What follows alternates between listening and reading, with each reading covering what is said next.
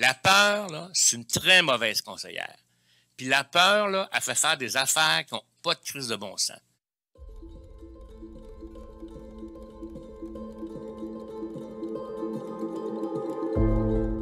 Depuis la pandémie de COVID-19 en 2020, la confiance du public envers les médias a considérablement diminué. Les théories du complot, les fausses informations et les messages trompeurs se sont propagés rapidement sur les réseaux sociaux, créant un climat de méfiance envers les sources d'information traditionnelles. Il faut prendre en considération que les médias aiment beaucoup manipuler les informations pour aller mieux chercher leur public. Il y a même une étude en 2018 que j'ai entendue.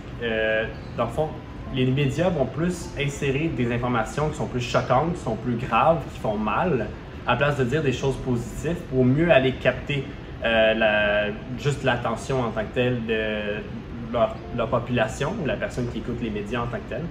Moi, c'est pour ça, personnellement, que j'ai perdu un peu la confiance sur les médias. Je fais toujours des double-checks parce que tu peux jamais savoir si c'est vraiment à 100% réel ou est-ce que l'information a été biaisée pour avoir plus. Les médias sont accusés de partialité politique, de manque de professionnalisme et d'exagération de l'impact de la pandémie.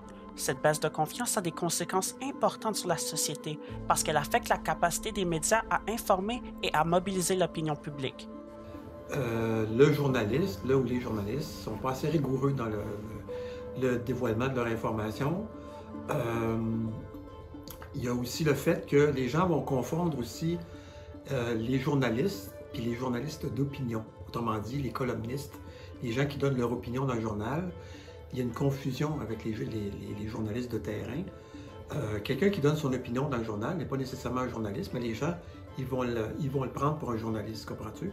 Donc, tu peux ne pas être d'accord avec une opinion. Il peut y avoir des faussetés dans une opinion, hein, c'est une opinion personnelle. Donc, les gens vont prendre ça pour du cash.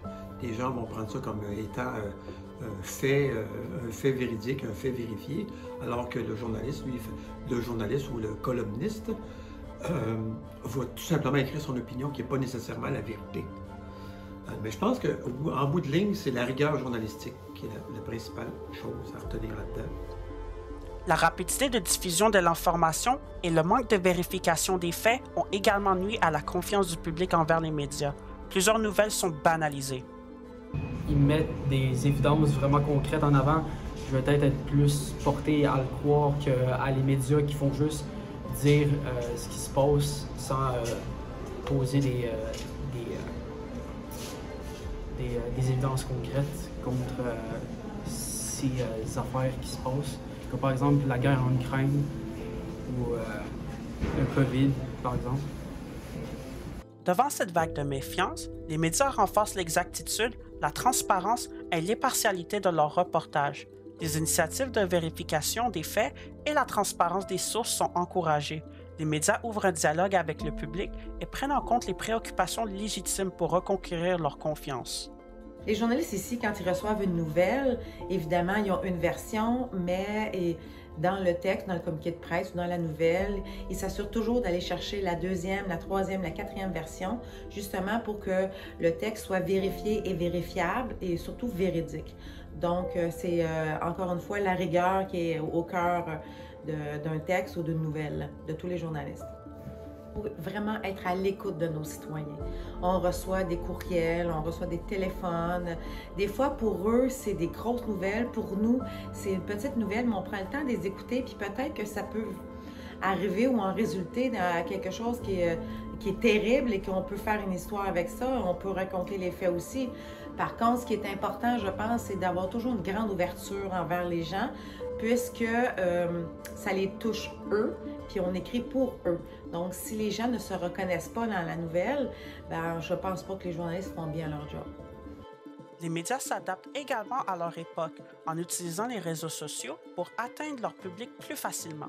Il faut suivre le courant, il faut être avec les nouvelles technologies, donc il faut embarquer avec ça, les Facebook Live, YouTube, toutes les diffusions web, être accessible, même on se rapproche de notre clientèle, puis le monde va s'impliquer plus. Ici, Bernie Lorenzo Vorbe, Au courant, Terrebonne.